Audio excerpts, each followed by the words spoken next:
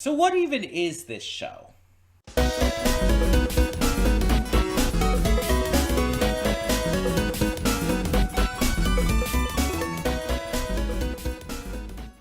Hey everyone, welcome to Princess of Gay. I'm your host Connie, and today we are here with episode 1 of Cutie Honey. So, I don't know what I'm getting into here. If you didn't see last week's Undead Unluck finale, here's the deal with why I'm choosing to react to this. This is like a 3-episode OVA, and I know nothing about it.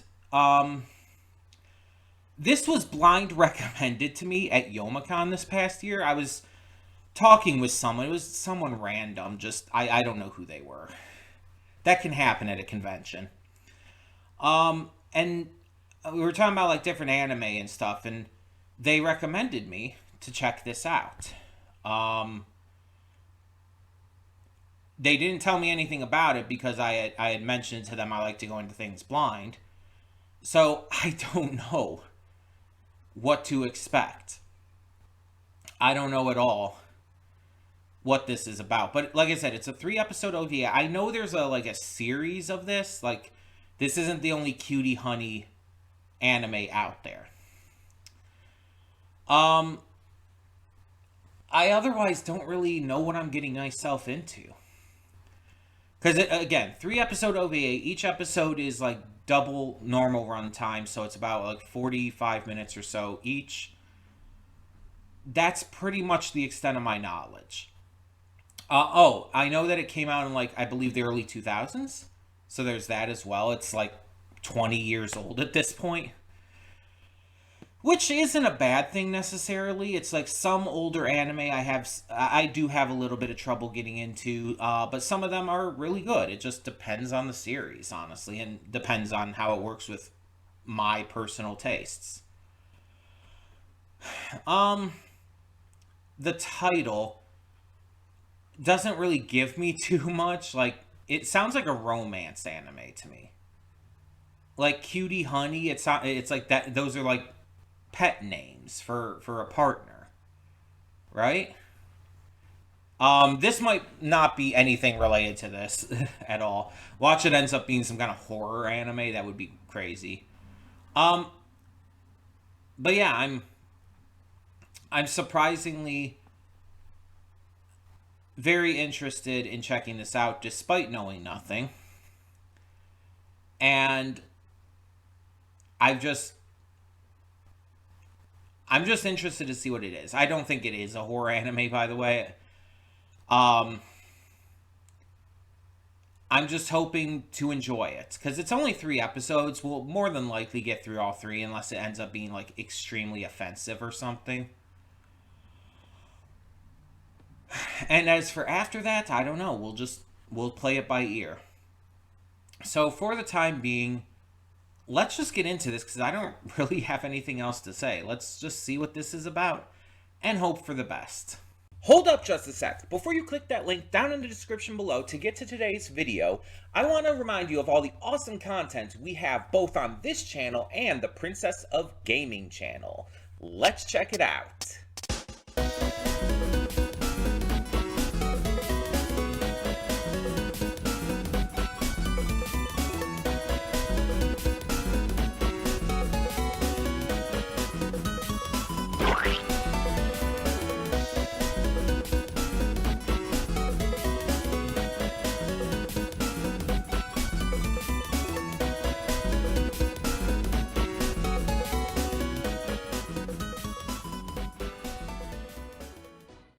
And we are back, and we'll begin with spoilers in 3, 2, 1, now. So first off, I want to say that one officer whose voice I was saying like sounded really familiar. I can't think of his name right now. Hold on, give me a second. But he was Eggman. He's like one of the big voices of Dr. Eggman.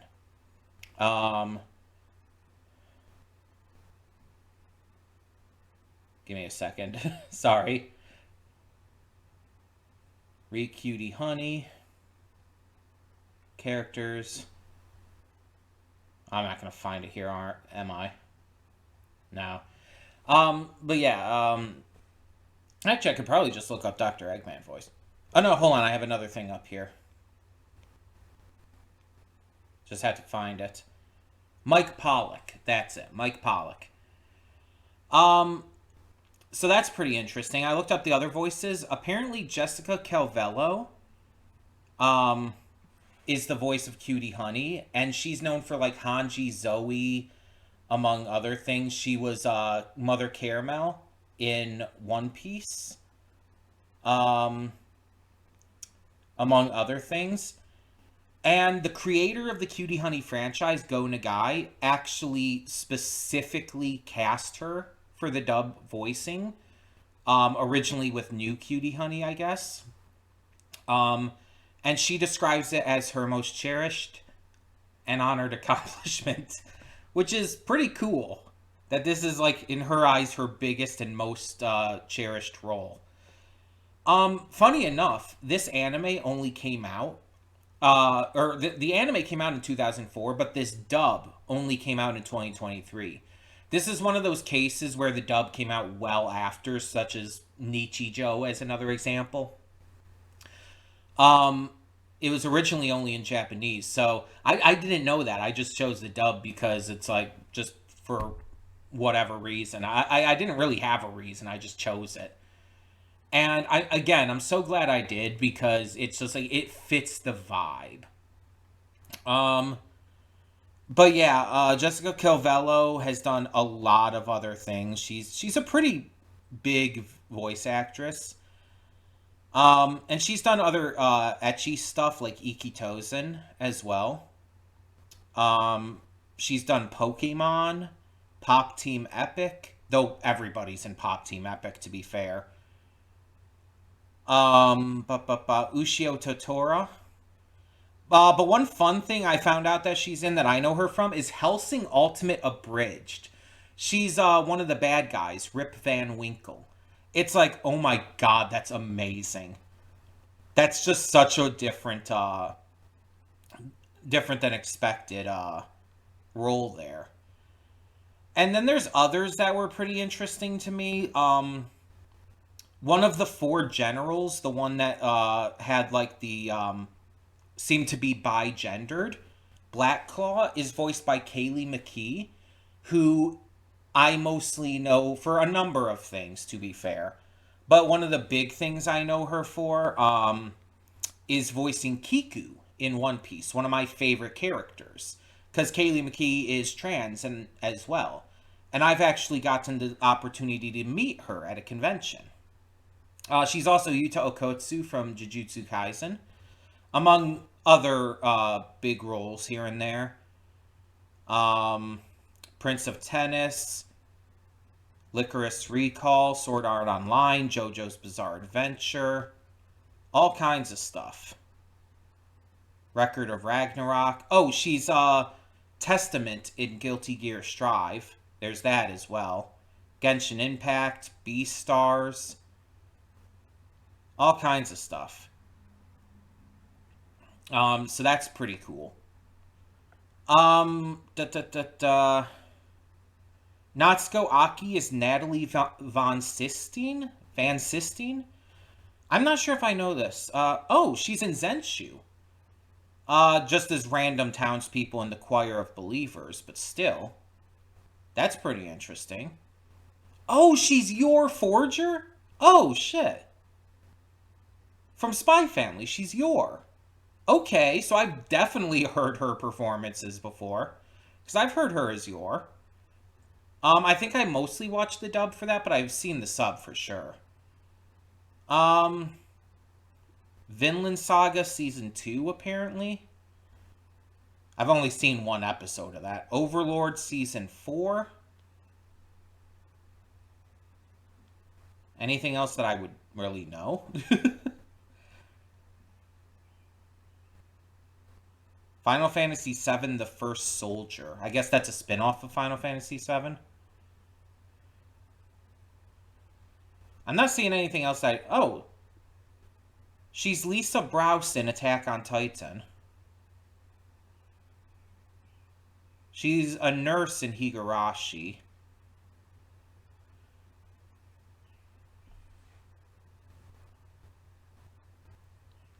Again, trying. Oh, she's Star and Stripe in My Hero Academia. There's a notable one. Charlotte Monday in One Piece. Another One Piece voice. Seiji Hayami, the reporter, is Wayne Grayson.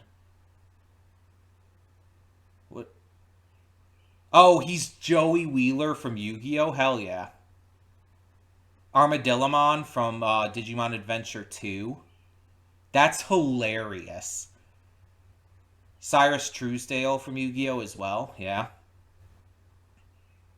Seems like he's been in a lot of Yu-Gi-Oh! Including the newer stuff. Oh, he's Tokagero from Shaman King. Fuck yeah. I always liked Tokagero.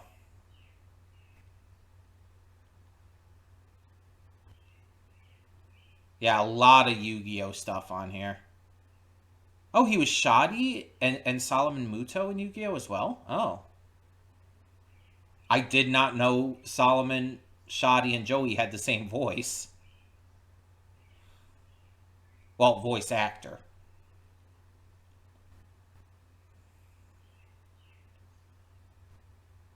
Pokemon stuff.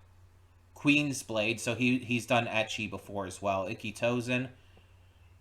Oh, he apparently voiced Michelangelo in the movie Teenage Mutant Ninja Turtles: Turtles Forever. So that's fun.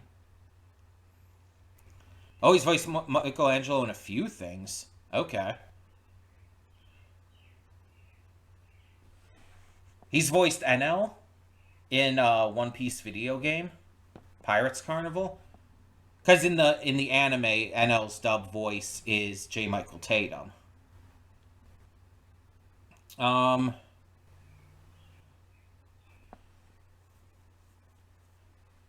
the section chief that that's the guy who looks like Lupin the Third is Tony Oliver. So that's fun.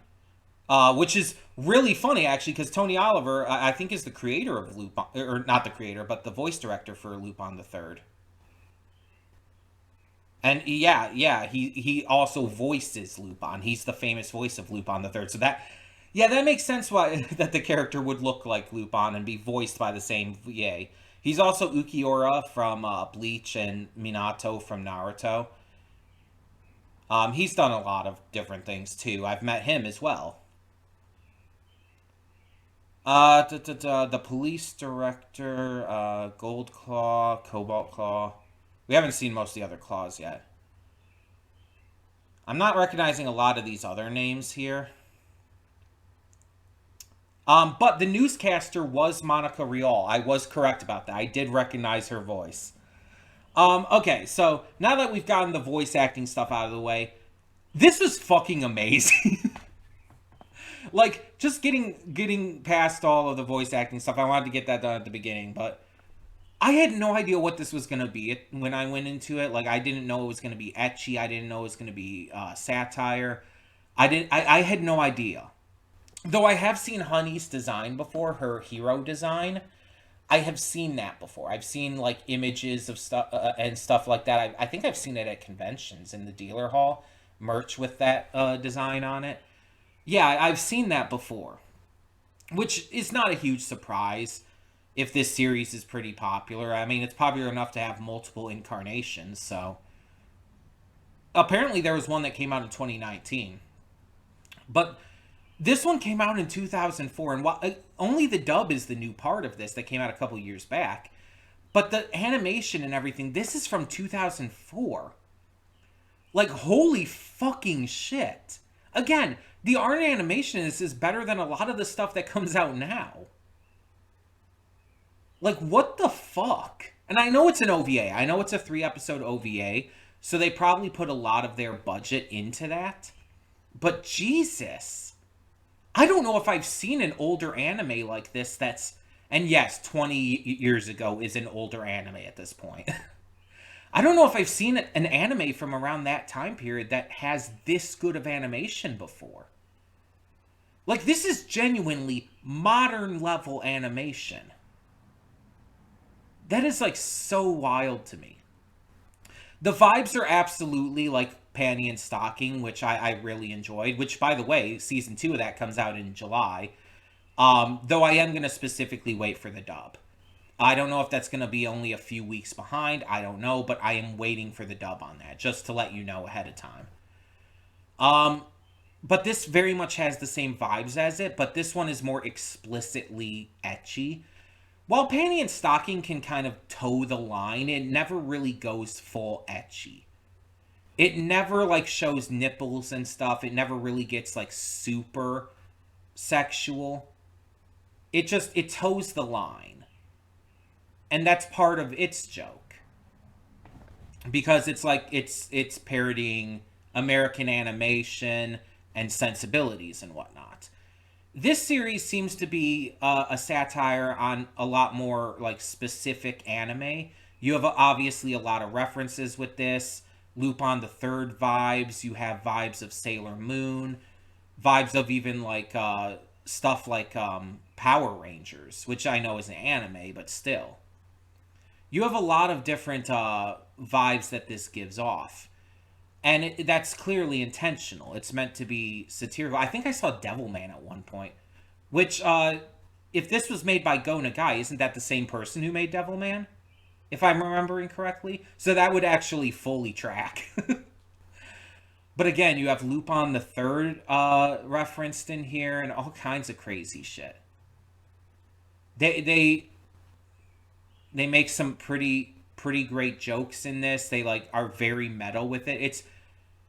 It's one of those shows that you're not supposed to take seriously. You're just supposed to have a good time watching. Because if you really went to break this down, I'm sure there's so much that just would not make sense. There's so much that would just be, like, really hard to kind of, like, figure out or comprehend or, like, logic here. But again, you're not really supposed to view it that way. You're supposed to just have fun with it. Just get into it. And, you know, for as much, like, tits and ass and stuff are shown, I said it in the reaction, the character I think I'm most attracted to is Aki. Is Natsuko Aki. It's just her personality. Again, I mentioned how, like, ironic it is that I'm the character I'm most into is the cop of all characters. But it's like, I don't know. It's just the way she carries herself, her personality, her design too, as well. It's like the kind of straight-laced design with the glasses and the hair tied up and everything. It's like, I'm kind of into that. But it's like also the fact that she's like the only one who doesn't get naked here. They tease it a tiny bit. Like, you see a tiny flash of her panties at one point. You see her skirt ripping a little bit, but it never actually goes too far. And I wonder if it's going to by the end. There's a part of me that kind of hopes it doesn't, though, because it's like, I don't know, something about, like, the teasing of that, it almost makes it sexier. She just has these innately effortless, sexy vibes to her. It's like when you have these characters who are, like, stripping down and showing their tits all over the place, it's like, okay, fine, whatever. It's like, it's meant to titillate you, pun intended. It's meant to get you excited. But there's almost something more exciting, more attractive, more hot about the teasing. When it's in your face, it's like, okay, that's a little bit much. And again, that's the joke. That's the intent here, clearly. But Aki is just, like, kind of more interesting. And they're definitely working her character to become less of, like, a, you know, hard ass. Because she's definitely starting this out as more like, you know, by the books, by the numbers, wanting to serve justice, but also, like, against the way, like, the higher-ups of the force are, like, handling things. She genuinely believes in, like, genuine, real justice and following the law. But she also is willing to make compromises when necessary, as we see. She's also willing to, you know, support Honey when it's necessary to save the day. And now that they realize they're neighbors and everything, it's like, there's definitely going to be, like, a character arc with her that I can really get behind.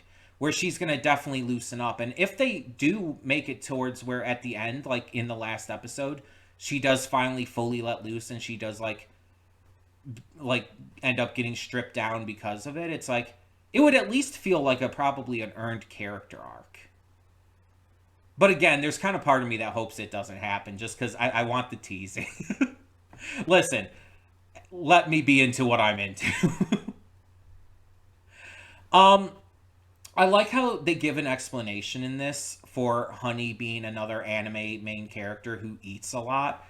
She literally has to, because it literally keeps her power up to be able to use her abilities and stuff. Otherwise, her clothing melts away, which, what the fuck? Why did her dad do that? There's, again, some questionable stuff in here if you think about it too much, but you're not really supposed to. It's not that kind of series. You're supposed to just enjoy the show for what it is, as ridiculous and goofy as it is. And again, it's satire. So you're definitely not meant to take it too seriously. I mean, she literally bounced missiles of the enemy's breasts that turned into missiles. She bounced off her own tits because Golden Claw was older and less bouncy at her age or something. It's not meant to be taken seriously. It's not meant to be like seen as like a genuine, like, logical series. It's meant to be goofy. It's meant to be over the top. It's meant to be stupid and ridiculous. Again, it's like Panty and Stocking. There's a lot in Panty and Stocking that's questionable if you really look at it, but you're not really supposed to think about it that way. It's satire. You're supposed to just, enjoy it making fun of everything. So yeah, I'm very excited to see what they end up doing with these second two episodes. And maybe I'll end up eventually in the future checking out some of the other shows, like maybe the 2019 one. And again, apparently Jessica Cavello voices Cutie Honey in a bunch of these. I don't know if it's like every single one, but if that's, I mean, I might just check them out for that as well. There's also a lot of queerness in here. Like, I mean, obviously there's the more negative side to things with, like, showing this, like, old woman bad guy who's, perving on the young women and stuff and being very creepy. But then you have, like, there's definitely some vibes between Aki and Honey. But there's also kind of vibes between Aki and the reporter as well. I mean, I'd be into them as a throuple. Like, I can dig that. Because he was definitely into Honey, too, so I could dig that. There's also the one bad guy who seems to be bi-gender, the one voiced by Kaylee McKee, which it's like just a really fun little idea there, because that's something you really don't see often, a bi-gendered character like this. I think the closest I can think of would be like Ivankov and Inazuma from One Piece. But they're not really quite exactly like this. It's more like they identify with the gender at the moment. I guess it's more like gender fluid there. While it's like this character seems to kind of be both at once. Which is very unique and interesting. But yeah, there are also vibes of like queer interest between characters in this in general. Like the old woman with the rice balls and everything. It's like Honey was complimenting her, and she's like, "Are you flirting with me? If I were younger, I might be into that." And it's like, "Oh, okay, Granny. I can get behind this." It's just like, it's kind of unapologetically queer without like directly like having two girls kiss or anything, but it's not hiding anything. It's just not like, it's not trying to be a serious romance or anything either, so but I would kind of dig if like they went a little further with it, and I kind of hope they do. There's 2 more episodes. It's very possible they might. I'm just I'm very into this. Like I'm very into this. And for those who watched my reactions to Panty and Stocking, that's I'm sure not a surprise to you. It's like this is just absolutely the kind of thing that is like my kind of like random ass bullshit humor. As well as, you know, again, the other stuff, the queer stuff, the satire, and yes, even to a degree, the sexiness. And interestingly enough, while we took a look at Interspecies Reviewer before, I haven't continued that as of yet. And part of that was because I was kind of like, I was a bit nervous to continue that because it is just a straight up ecchi and everything and has a lot of nudity and sex and everything. But at the same time, it's like I'm not like against it by any means, and I think we're gonna like really buckle down and like at least do this series, and maybe we'll get to Interspecies Reviewers again in the near future. I don't know. It's possible. Or maybe we'll check out some other stuff too. We're not gonna like check out like full on hentai or anything like that, but ecchi like this is like that's fine. Um, I mean, hell, we reacted to Nymphomaniac, that movie, and that was very, very explicit. So it's very clear I don't have a problem with explicit shit. Um, and I think like this being a satire does help like deal with a lot of that too, because it's like so intentionally over the top and funny with it. It's not again, it's not meant to be taken seriously. But yeah, there was like so many surprises in this, like just from what this was, to the fact that I did recognize her design, to the fact that she's apparently an android made from the cells of Dr. Kisaragi's dead daughter. So that's fascinating for a number of reasons. She woke up from, you know, having been created and everything right when her father was being killed by Panther Claw. So, Jesus. Literally, her earliest memory is her father's fucking death. Unless she does have memories of her, like, previous life. I mean, that's possible. I don't know how likely it is, but it's possible. Really, really interesting. Um, yeah. I'm just this was really good. Not at all what I would have expected. Like, of course, I clearly didn't know what I expected. I was thinking like, oh, this could be like a romance anime, maybe, but probably not. At least not a serious one. Um, it's like, yeah, it's just interesting. But again, I kind of am currently at least kind of shipping all 3 of them. Like, if we could just have this like power thruple, I'm like super into it. Also, especially because that just like pretty much never happens. Like polycules just really aren't much of a thing in anime, which kind of sucks. Or really in anything. You don't see polycules in like most media. Um, so it's like it's kind of exciting to see when that does occur. Um, and again, I know it's not like anything official here. It's just me shipping them, but if that actually does end up happening, that's going to be like amazing. But yeah, this was awesome to me. Like this was entirely my kind of thing. And again, I can't gush over it enough. The art and animation for 2004 is fucking phenomenal. Like how the fuck does it look this good for 2000 fucking 4? Like my god. That is just breathtakingly just awesome. Like, I'm not even kidding you. This might be one of the better looking anime I've seen. Just consistently as well. Like, it's consistently this high quality. But either way, tell me in the comments below, what did you think of this first episode of Cutie Honey?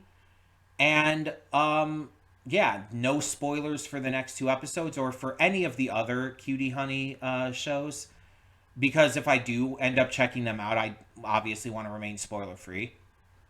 But I really hope that the rest of this series ends up being as good as this. Again, for, 3 episodes, but still. Tell me, like I said, what you thought down in the comments below. And for now, I'm Connie, and I'm signing off. See y'all next time.